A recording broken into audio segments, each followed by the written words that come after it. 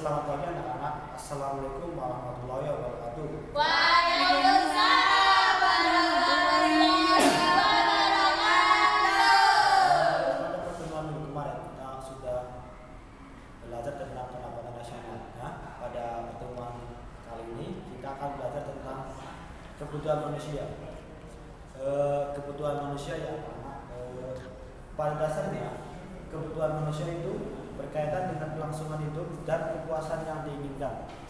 Kelangsungan hidup manusia merupakan suatu proses yang berkesinambungan dan beragamnya kepuasan yang diinginkan menjadikan kebutuhan manusia menjadi tidak terbatas. Seseorang apabila sudah terpenuhi kebutuhan akan sandang, pangan, dan papan, maka akan mencoba untuk memenuhi kebutuhan yang lain, misalnya saja mobil, sepeda motor, TV, dan lain-lain.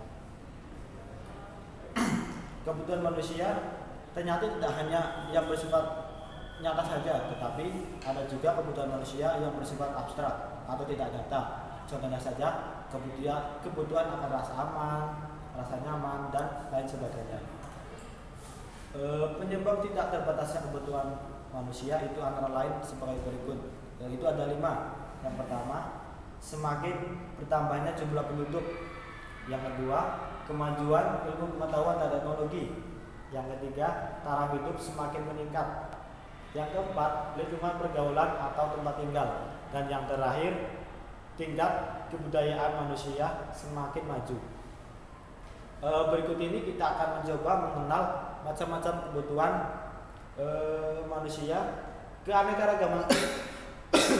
Keanekaragaman kebutuhan manusia itu dapat dikelompokkan menjadi 5 kategori.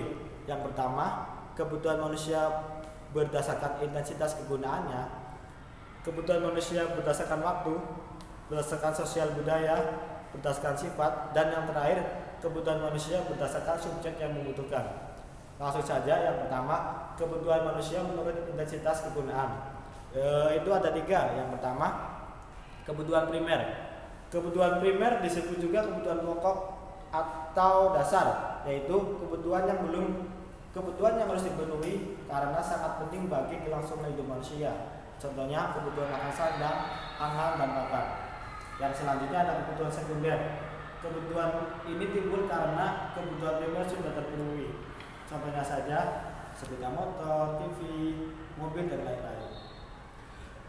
Yang selanjutnya ada kebutuhan tersier. Kebutuhan tersier itu kebutuhan timbul karena kebutuhan primer dan sekunder sudah terpenuhi. Terima kasih.